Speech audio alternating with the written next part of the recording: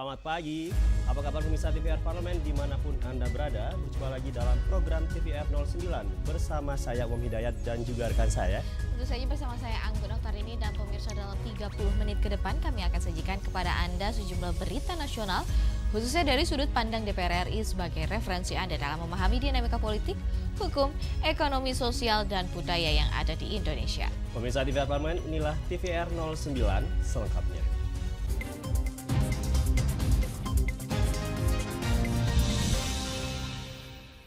Pemirsa, kita awali berita pertama pagi ini dari Komisi 10 DPR RI yang menilai pentingnya peningkatan anggaran sektor kepemudaan Kemenpora guna mendukung proyek Indonesia Emas pada tahun 2045. Komisi 10 DPR RI mengapresiasi kinerja Kementerian Pemuda dan Olahraga dalam serapan anggaran RKAKL tahun 2023. Meski begitu, Komisi 10 menyoroti kecilnya anggaran untuk sektor kepemudaan. Anggota Komisi 10 DPR RI Iliza Sa'aduddin Jamal menilai anggaran Kemenpora untuk sektor kepemudaan terbilang sangat minim.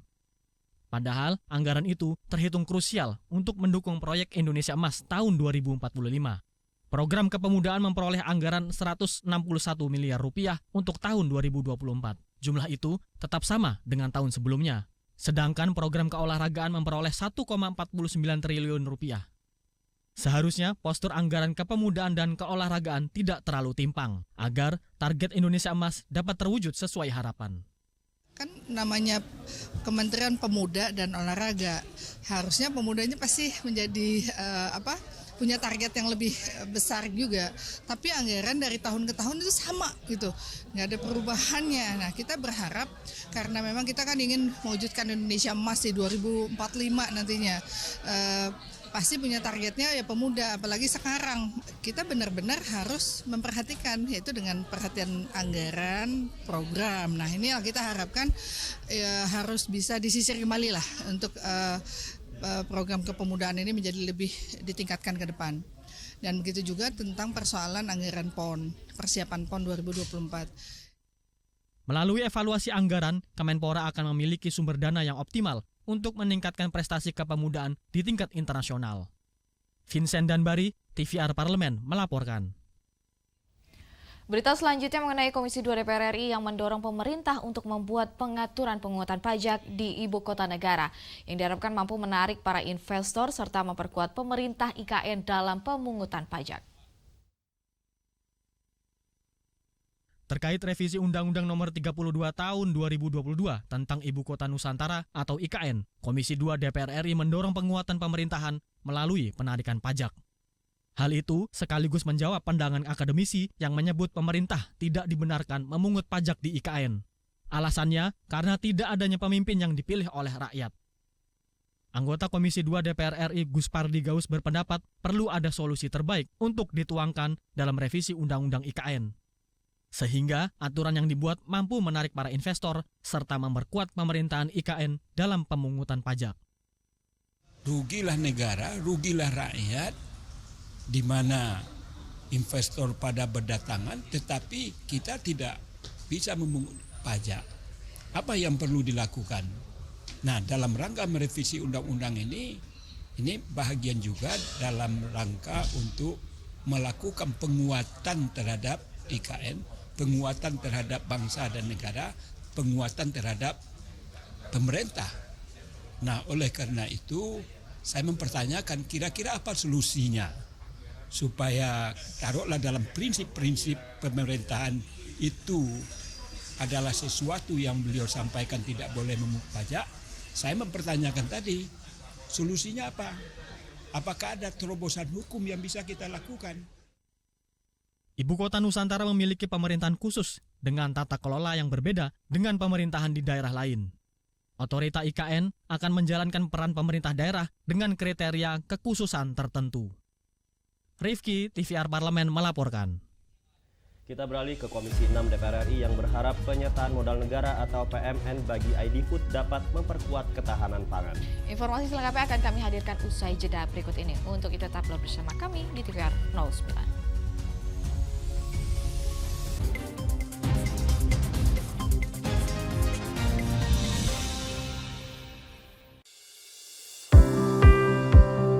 Mengenal tugas dan fungsi DPR RI. Dewan Perwakilan Rakyat atau DPR adalah lembaga negara yang mewakili aspirasi rakyat. Kehadiran DPR RI merupakan salah satu bukti bahwa Indonesia merupakan negara demokrasi. Sebagai salah satu lembaga perwakilan rakyat, apa saja tugas dan fungsi yang diemban DPR RI? Berdasarkan pasal 20A ayat 1 Undang-Undang Dasar 1945, DPR memiliki 3 fungsi, yakni fungsi legislasi, anggaran, dan pengawasan. Tugas dan wewenang DPR berbeda untuk setiap fungsinya. Yang pertama, fungsi legislasi. Menyusun program legislasi nasional atau prolegnas, menyusun dan membahas rancangan undang-undang, menerima rancangan undang-undang yang diajukan oleh DPD, membahas rancangan undang-undang yang diusulkan oleh Presiden ataupun DPD, menetapkan undang-undang bersama dengan Presiden, menyetujui atau tidak menyetujui peraturan pemerintah pengganti undang-undang yang diajukan oleh Presiden untuk ditetapkan menjadi undang-undang. Yang kedua, fungsi anggaran. Memberikan persetujuan atas rancangan undang-undang tentang APBN yang diajukan oleh Presiden. Memberikan persetujuan terhadap pemindahntanganan aset negara maupun terhadap perjanjian yang berdampak luas bagi kehidupan rakyat yang terkait dengan beban keuangan negara. Menindaklanjuti hasil pemeriksaan atas pengelolaan dan tanggung jawab keuangan negara yang disampaikan oleh BPK. Memperhatikan pertimbangan DPD atas rancangan undang-undang tentang APBN dan rancangan undang-undang terkait pajak, pendidikan, dan agama. Yang ketiga, fungsi pengawasan. Fungsi pengawasan, DPR bertugas melakukan pengawasan terhadap pelaksanaan Undang-Undang APBN dan kebijakan pemerintah, serta membahas dan menindaklanjuti hasil pengawasan yang disampaikan oleh DPD. Demikian penjelasan tentang tugas dan fungsi DPR menurut Undang-Undang. Informasi ini dipersembahkan oleh TV dan Radio Parlemen, Biro Pemberitaan Parlemen, dan Sekretariat Jenderal DPR RI.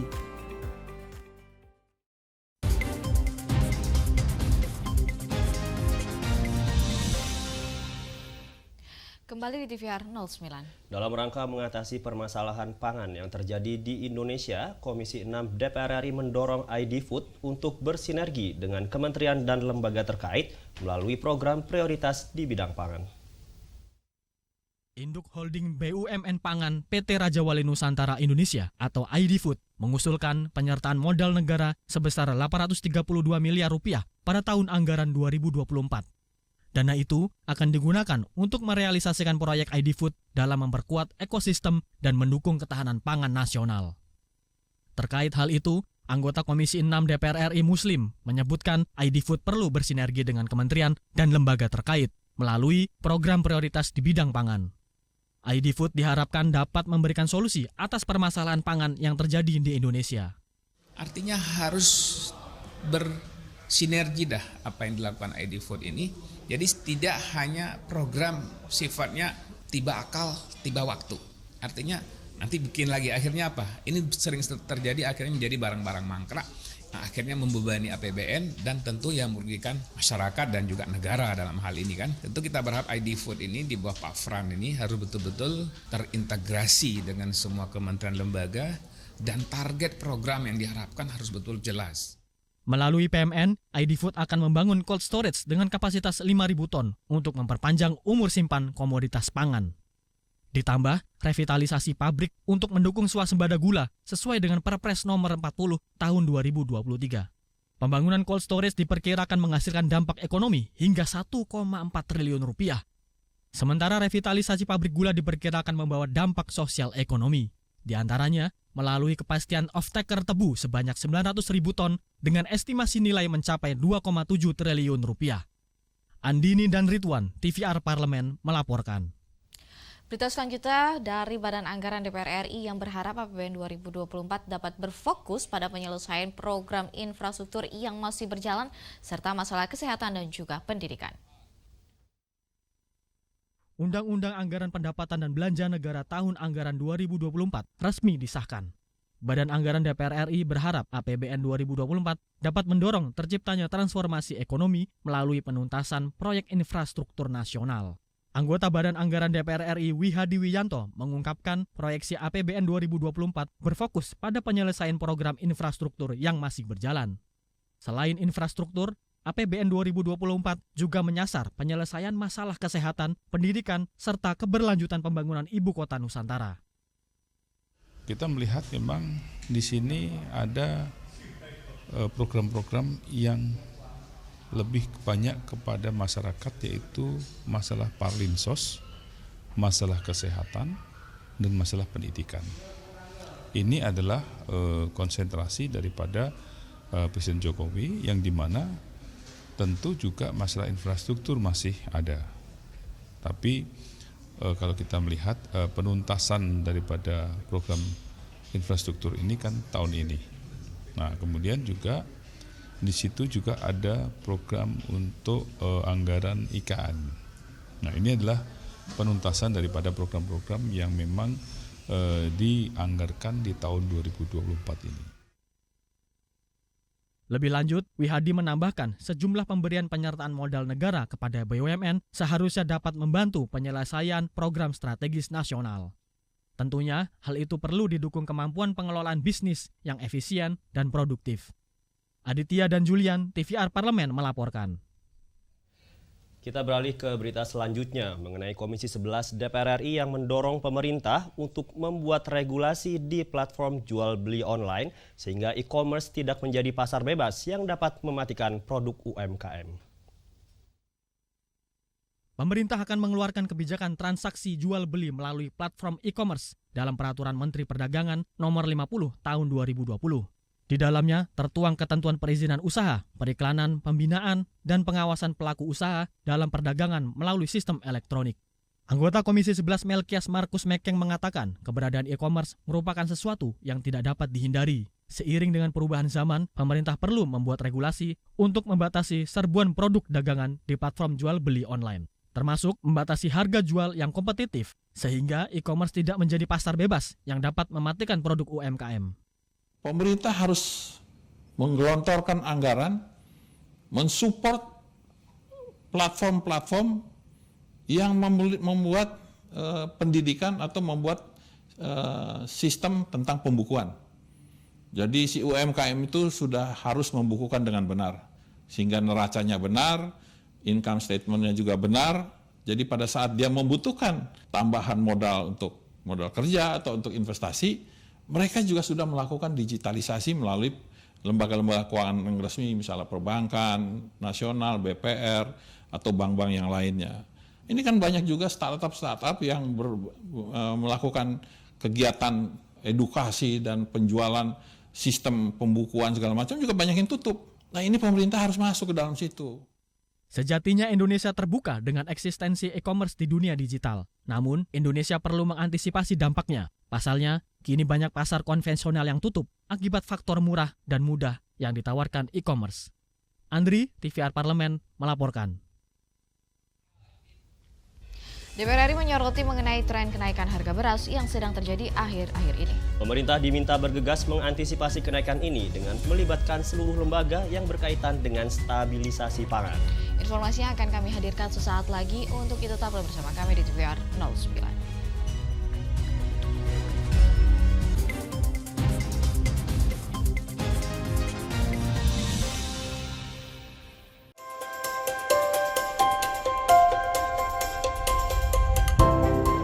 Pertama dalam sejarah Indonesia, tahun 2024 kita mengadakan pemilu serentak, legislatif dan eksekutif baik di tingkat pusat maupun daerah. Catat waktunya, Rabu 14 Februari 2024. Untuk pemilihan legislatif, Anda akan memilih anggota DPD, anggota DPR, anggota DPRD Provinsi, dan anggota DPRD Kabupaten atau Kota. Selain pemilu legislatif, Anda juga akan memilih presiden dan wakil presiden loh pemirsa. Di bulan November, tepatnya Rabu 27 November 2024, juga akan diadakan pemilihan kepala daerah atau pilkada serentak. Dalam pilkada nanti, Anda akan memilih gubernur dan wakil gubernur, bupati dan wakil bupati, serta wali kota dan wakil wali kota. Nah, pemirsa sudah tahu kan waktunya? Kini saatnya Anda untuk mempersiapkan diri. Kenali calon-calon wakil rakyat dan pemimpin Anda dengan baik.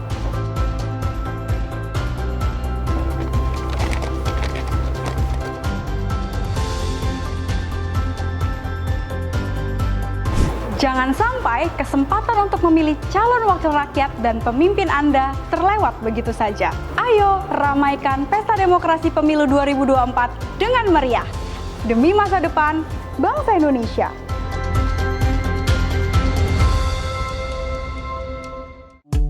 DPR RI memiliki fungsi diplomasi dalam menjalankan politik luar negeri sesuai dengan pasal 116 Undang-Undang MD 3. Kontribusi aktif BKSAP DPR RI memainkan peranan penting dalam memenangkan persaingan global melalui IPU, IPA, IPPF, IPA, dan PUIK. BKSAP memiliki komitmen yang tinggi dalam krisis kemanusiaan dunia. Fungsi diplomasi dijalankan untuk mendukung upaya pemerintah dalam melaksanakan politik luar negeri.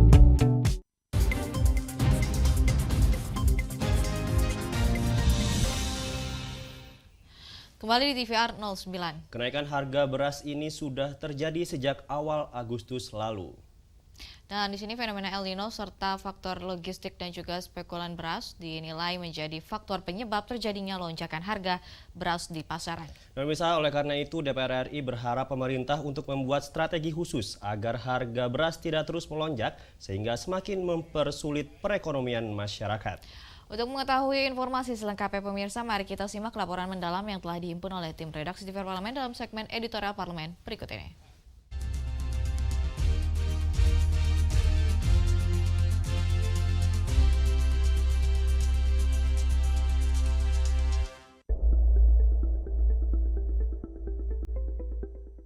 Fluktuasi harga komoditas pangan masih menjadi tantangan yang harus segera diatasi oleh pemerintah.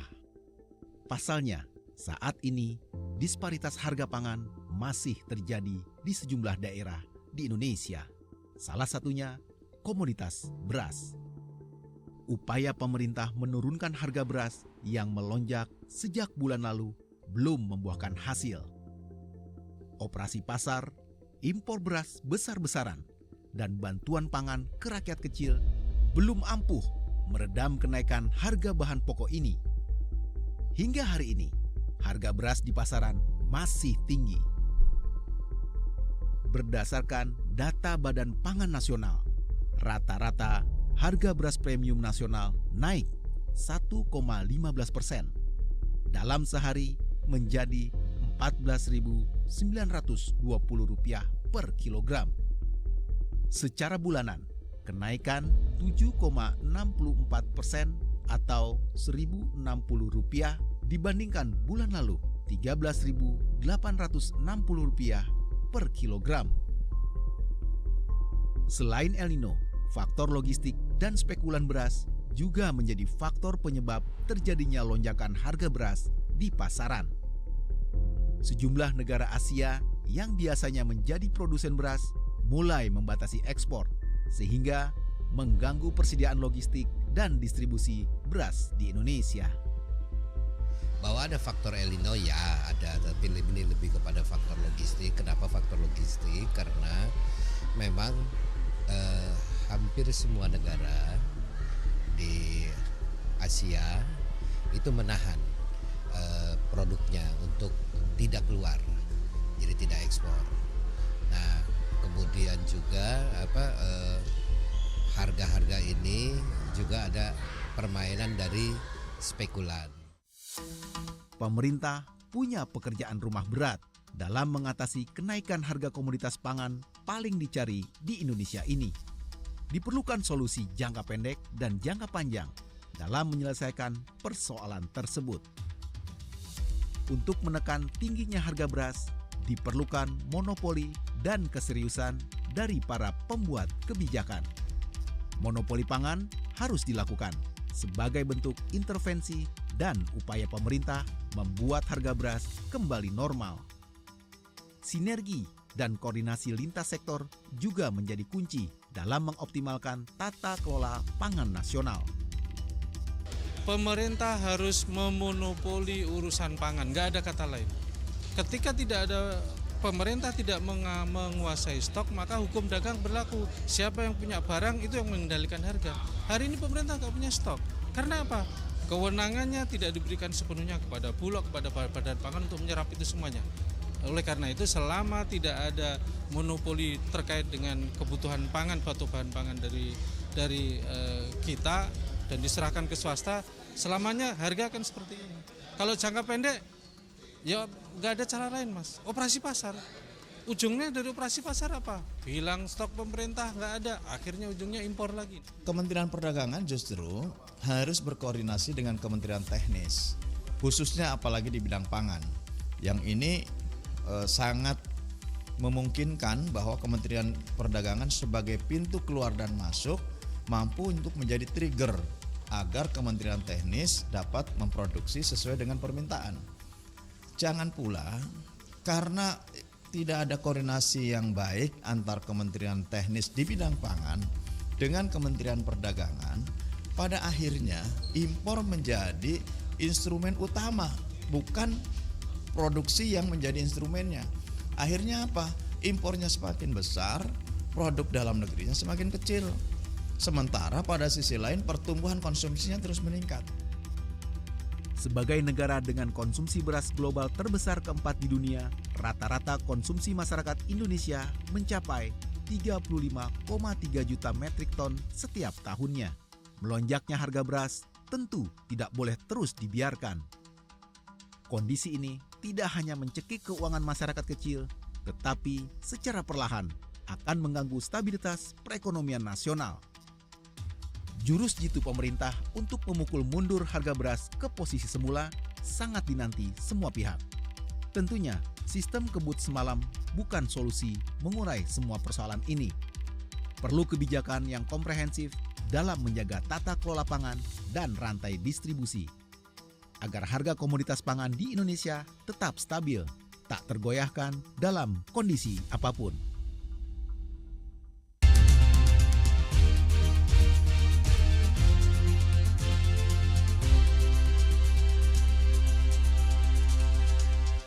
Pemirsa, Hari Kesaktian Pancasila merupakan salah satu momen bersejarah bagi bangsa Indonesia yang selalu diperingati setiap tanggal 1 Oktober, di mana tinggal 2 hari lagi, Anggun. Betul sekali, Umam. Dan pada momen inilah Indonesia kembali mengenang sejarah perjuangan dalam mempertahankan ideologi bangsa. Tapi sebenarnya apa sih perbedaan Hari Kesaktian Pancasila dengan Hari Lahir Pancasila? Informasi selengkapnya akan kami hadirkan usai jeda berikut ini. Untuk itu tetaplah di TVR 09.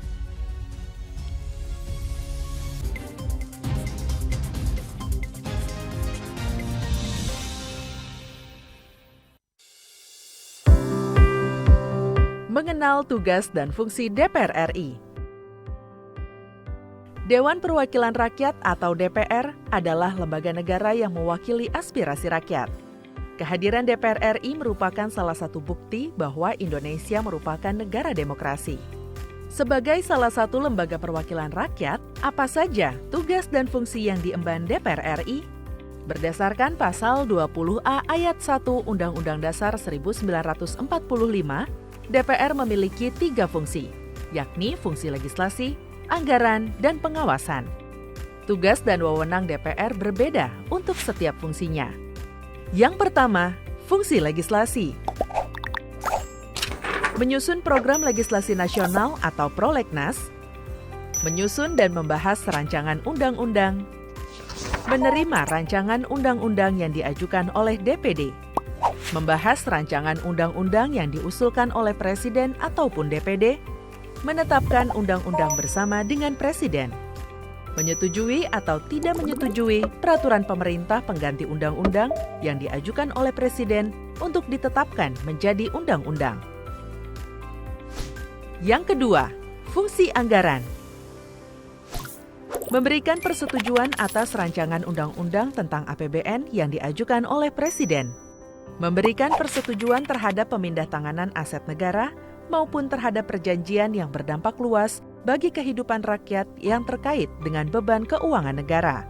menindaklanjuti hasil pemeriksaan atas pengelolaan dan tanggung jawab keuangan negara yang disampaikan oleh BPK, memperhatikan pertimbangan DPD atas rancangan undang-undang tentang APBN dan rancangan undang-undang terkait pajak, pendidikan, dan agama.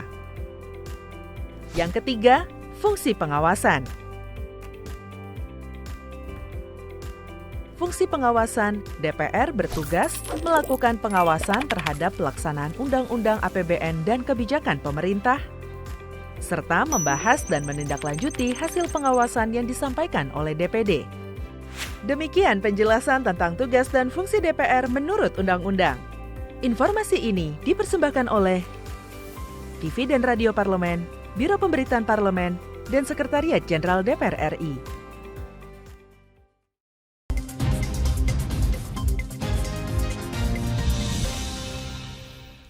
Kembali di TVR 09. Jika hari lahir Pancasila kita peringati setiap tanggal 1 Juni di tiap tahunnya. Nah, kalau Hari Kesaktian Pancasila kita peringati di tanggal 1 Oktober di tiap tahunnya. Hari Kesaktian Pancasila merupakan wujud penghormatan bagi para pahlawan revolusi yang gugur pada peristiwa G30 SPKI saat itu. Segala upaya dan pengorbanan dilakukan dalam menumpas pemberontakan dan juga mempertahankan ideologi Pancasila sebagai tiang kokoh bangsa Indonesia. Dan pemirsa, tanpa berlama-lama lagi, mari kita saksikan tayangan Hari Kesaktian Pancasila pada segmen Intips, Informasi, dan Tips berikut ini.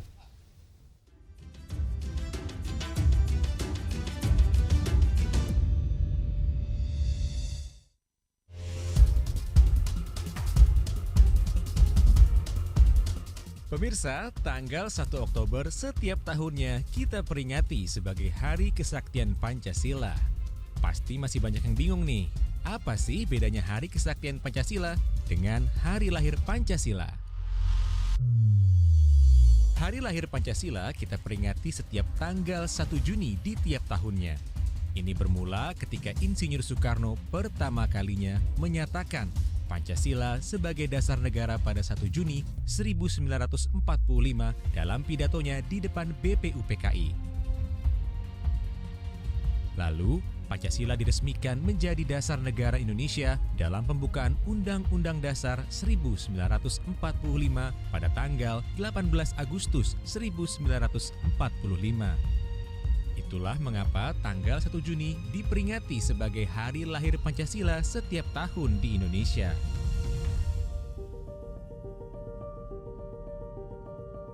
Namun, pada tahun 1965 terjadi peristiwa bersejarah di Indonesia. Partai Komunis Indonesia atau PKI menculik dan membunuh 6 jenderal tinggi di dalam Angkatan Darat yang kemudian kita kenal sebagai peristiwa G30 SPKI. Peristiwa ini sangat mengguncang Indonesia dan mengancam Pancasila sebagai dasar negara. 1 Oktober 1965, Mayor Jenderal Soeharto memimpin sebuah gerakan militer untuk menghentikan dan menumpas G30 SPKI. Tindakan ini berhasil memulihkan stabilitas negara dan mengembalikan Pancasila sebagai ideologi dasar negara.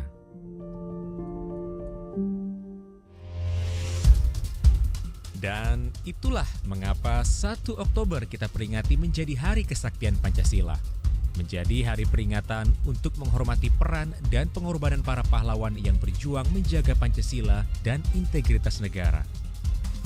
Untuk memperingati Hari Kesaktian Pancasila tidak perlu sulit, mulai dari diri sendiri, menghormati keberagaman agama, menjalin kerukunan, mengikuti upacara, ataupun menjunjung demokrasi adalah contoh kecil dalam menerapkan nilai Pancasila.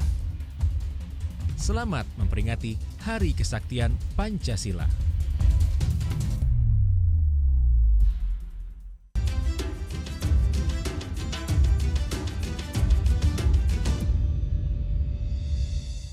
Pemirsa TVR Parlemen, demikian TVR 09 edisi pagi ini. Segenap kru TVR Parlemen yang bertugas mengucapkan terima kasih telah menyaksikan TVR 09 pagi hari ini. Saya Anggun Oktarini dan juga rekan saya Umam Hidayat. Sampai jumpa di TVR 09 pekan depan. TVR Parlemen, referensi Indonesia.